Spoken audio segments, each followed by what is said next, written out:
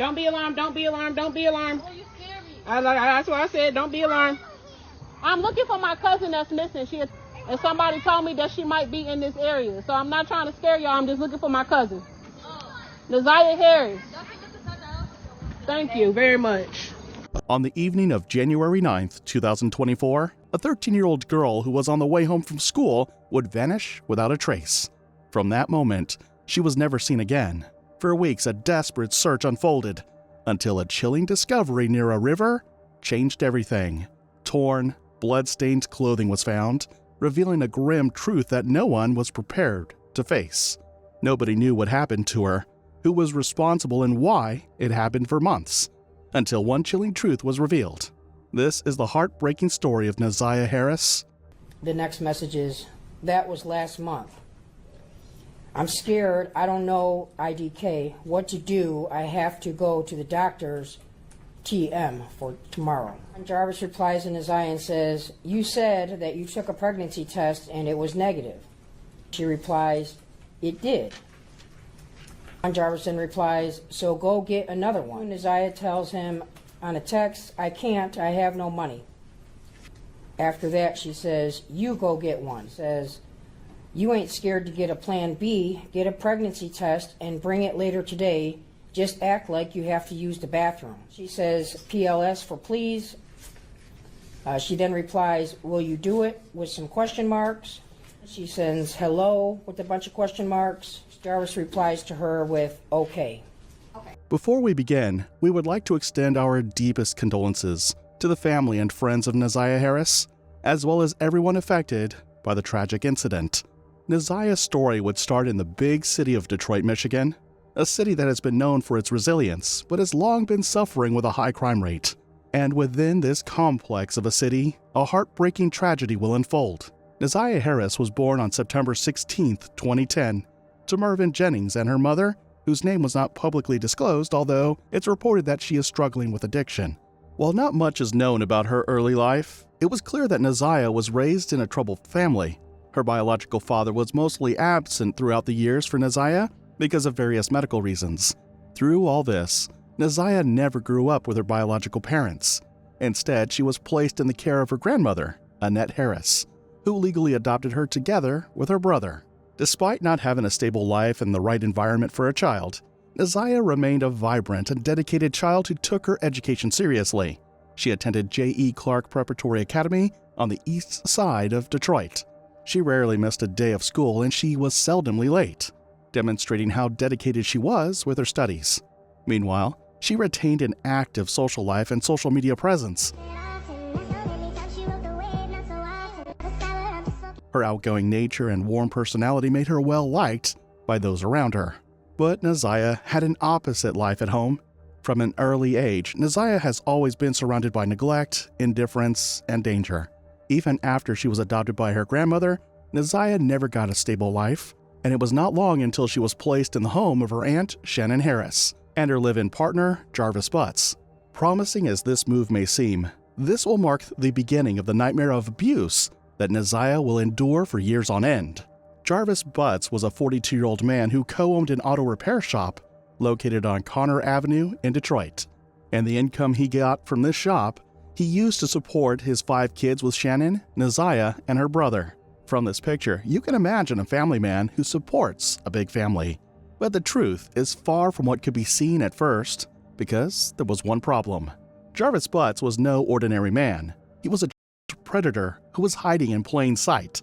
Behind the image of a hardworking mechanic and a family provider he portrayed, he was a man with a long history of a disturbing past, one that would highlight a disgusting behavior innate to Jarvis. Throughout the years of his existence, he had a history of preying on young girls. He would text inappropriately, touch them on private and sensitive areas, and he would eventually force himself on them, all while taking advantage of their innocence. Jarvis was nothing short of a pedophile, but it does not end there. Because of a sickening obsession and actions with young girls, Jarvis's name was put in the Michigan Sex Offender Registry, having spent almost a decade in prison for third-degree criminal sexual conduct. Jarvis had a pattern of abuse that stretched back years, but he always managed to slip through the lens of the law. In the community, he was known to target vulnerable and lonely women who who were desperate for companionship. He then used that relationship to get access to his true victims, the young, innocent daughters of her targets. But despite this, Jarvis was allowed to live under the same roof as Neziah. One move that will change everything. Jarvis wasted no time setting his sights on Neziah. By the time she moved into Shannon's home, he had already begun grooming her. It was 2022 when everything started. Neziah was only 11 years old when it all began, with seemingly innocent conversations, small compliments, and gifts meant to make her feel special. Jarvis took advantage of the neglect that Neziah had been going through all her life, and it only got worse from there. As time passed, the relationship between Jarvis and Neziah escalated to inappropriate touches, secret messages, and controlling behavior disguised as affection. Jarvis convinced Neziah that no one else cared for her like he did, that she belonged to him. And being the child that Neziah was, she fell for it. But what made everything worse than this is that Shannon Harris knew.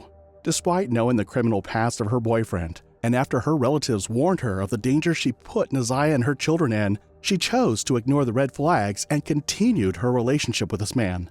Matter of fact, Neziah's cousins saw the danger and tried to stop it. They reported Jarvis to CPS, warning that he was a predator with access to Neziah, but their concerns were dismissed, and no action was taken. With nowhere else to turn, they could only watch and fear as Neziah remained trapped in a home where danger lurked in plain sight. And one day, in September 2023, Neziah revealed to Jarvis that she had missed her period, foreshadowing a pregnancy that would result from the sexual assault she suffered. And by November 2023, the worst news would come to Neziah. At just 13 years old, she was now carrying the child of the one who had been abusing her. And this revelation would send Jarvis into a panic, because if the truth were to come out, it would just expose the years of abuse he subjected Neziah, but it would ruin him completely, adding to his already long rap sheet of sexual assault charges. This is when everything turned into a much darker turn. Desperate to keep everything from going out, Jarvis took everything into his own hands. On December 9th through the 11th in 2023, Jarvis would go to the internet to search for ways to get rid of the pregnancy before everyone found out. His online history revealed disturbing searches like, "Can I use herbs to have an abortion at home? How do I have an abortion using only misoprostol? And can I drink red antifreeze to cause abortion?" And Jarvis did this. Moving on to the searches, what dates do those searches encompass? December 9th, 10th, and 11th of 2023. Okay. And it's fair to say that those are the entirety of all of the searches from those days? It is not all of them, Okay. no. Those are just select ones from the Google return? Yes. All right. Starting with December 9th, tell me which ones that we have in that exhibit. And the site is what's visited. It's Drink Me and Abort Your Baby, the Herbal Abortion Tea by Maya. / Can I use herbs to have an abortion at home? Can I use herbs to have an abortion at home? Planned Parenthood. All in desperation to ensure that his disturbing secret would not be exposed to the world. But it would not take long before his worst fear, the truth, became impossible to hide. And when he realized Neziah would not stay silent forever, he made a horrifying decision. On January 9th, 2024, the unthinkable happened. That morning, Neziah would go to school as usual. She did her usual routine. She wore a white sweater and a black jacket over it, a colorful Rugrats puffy jacket with a fur-lined hood, light blue jeans, unclear framed glasses, and red Nike shoes. These could be seen in the video of her. Throughout the day, she would be using a tablet provided by the Detroit Public Schools. She even used that same tablet to take this photo. But unbeknownst to Neziah, this would be the last photo that she would ever take. When school ended, Neziah rode the bus home. There is even footage of her going out of the bus wearing the same clothes. But that was the last time that Neziah would ever be seen. The night came and Neziah never returned home. But instead of immediately raising the alarm, her aunt did nothing. Hours went by and no sign of Neziah arrived. Yet all this time, not one call was made by Shannon. She did not even make an effort to find where her niece had gone. She had become accustomed to Neziah staying out late, so she assumed that she would return on her own. But this time was different. The next morning, there was still no sign of Neziah. Shannon tried contacting her, but every text and call was left unanswered. This is when Shannon finally started reaching out to the grandmother of Neziah, Annette. and told her about Nazia's disappearance. And right then and there, Annette knew something was wrong. And so without hesitation, she called the Detroit Public Schools police to report Nazia missing. Please contact the police department. She's been missing for a very long time. Nazia is a very sweet child. This is not of her character. We've been looking for her. We've been passing out flyers. We've been calling people. We've been knocking on doors. I want my baby home. And I'm asking in the name of Jesus, and I stand on my faith that he's going to bring her home. But if we all can come together and help find her, I'm telling you, we can make a difference. She's been missing. She's been gone too long. I can't sleep. I can't eat. Just bring her home, please. This should have been the moment officers flooded the streets, but what should have been the start of an urgent investigation led by the DPS to treat it as a runaway case. And so, the case went to a stop there. Weeks went by and no action was made to look for the missing Nazia. Her family knew that she was not the kid to run away. She would have no reason to, and so they continued looking for her, while the authorities did nothing. It wasn't until nearly a month later when the case was passed on to the Detroit Police Department, and this is when the horrifying discoveries will start to emerge. On February 14, 2024, law enforcement finally launched a large-scale search operation for the missing 13-year-old, bringing in local and federal agencies and U.S. Marshals. This was when the case started to gain the attention of the nation. PD, Detroit Public Schools, police, and cadets did a grid search. They went door to door, handing out flyers, hoping to find Nazia Harris. This investigation is picking up in intensity. Local 4's Rod Maloney joins us now live this evening from the area police searched with for the latest for Nazia's family. Rod? Yeah, they were all over this neighborhood, Karen, and this is the flyer that they were handing out. Nazia Harris, black female, age 13, 5'2", 130 pounds, and there is a real desperate belief that she could be found, and that's what her grandmother, an adoptive grandmother, Annette Harris, told me today. We can't rule anything out, and I'm hoping and praying that that is not the case. I'm standing on my faith that God is going to bring my baby home, but it's been really rough.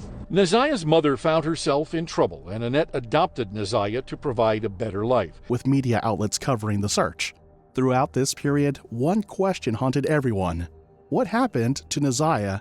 And most importantly, is she still alive? As the investigation extended further, the name of Jarvis Butts would come to the attention of the authorities, and this was when he was taken in for questioning about the disappearance of the missing Nazia. What the police would discover next would change everything.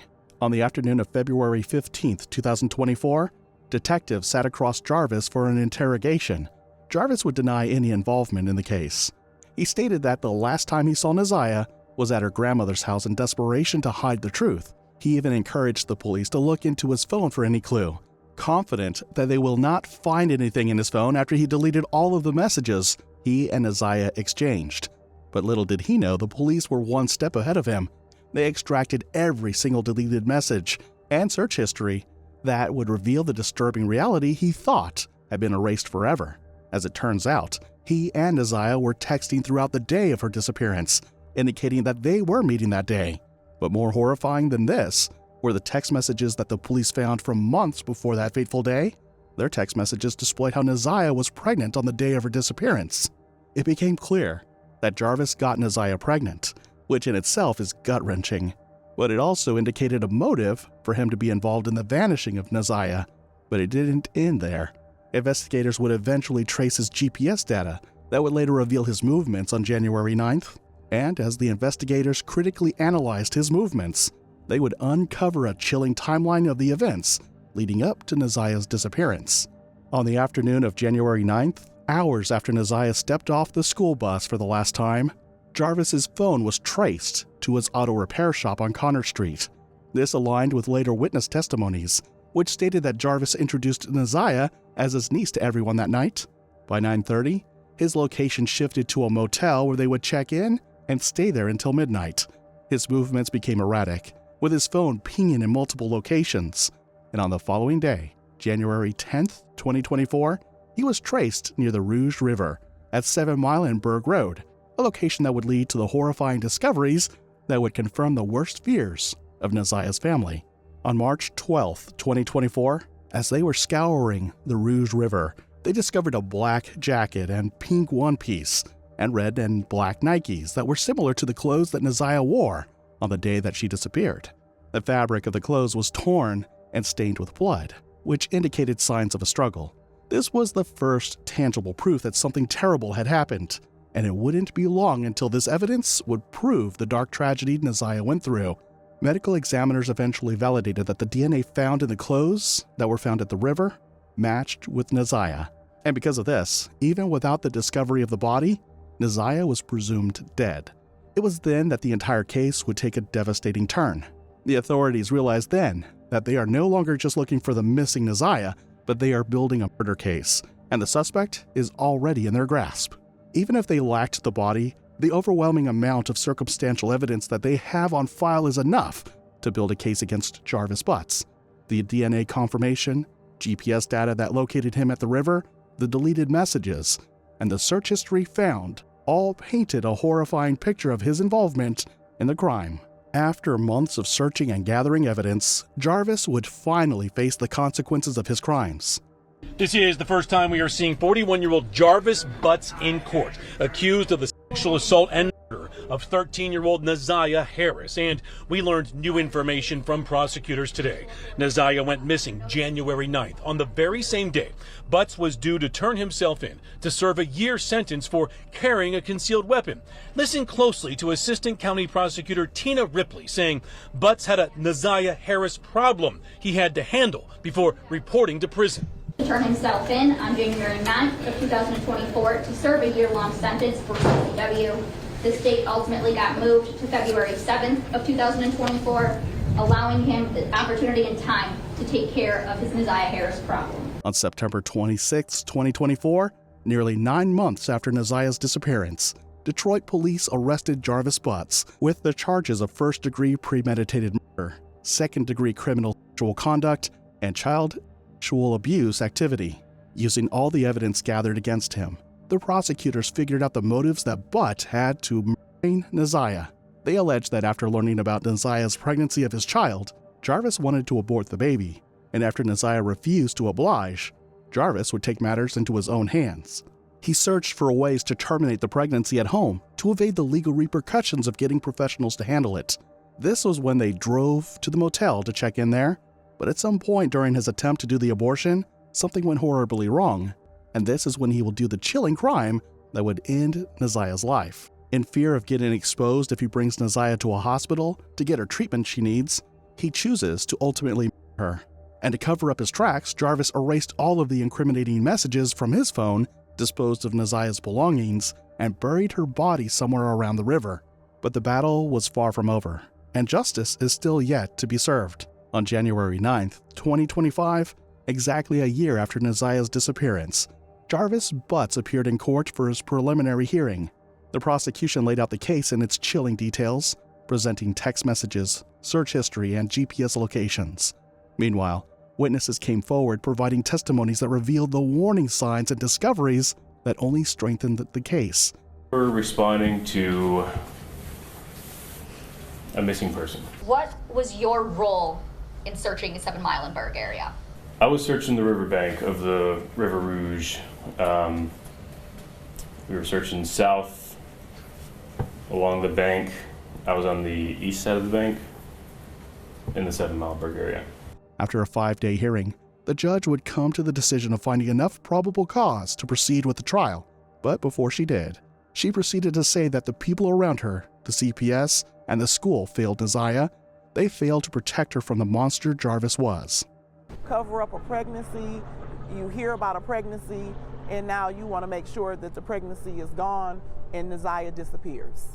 Tiffany Jennings is Naziah's aunt. She has never spoken out before until now. Who's ultimately responsible for protecting Naziah from this guy? Oh, what a loaded question, right, Sean? In my personal opinion, with no affiliation, there are multiple parties involved, as many have already stated. And I just have to hold on to hope that the entire truth will come to light. This is the beginning of the truth, and we're very grateful for this part, but the entire story will come out. And there it was. The case is set to move forward in the Wayne County Circuit Court. Jarvis Butts now awaits trial for the chilling crimes he did to Neziah, but everyone is still haunted by the question, where is Neziah Harris?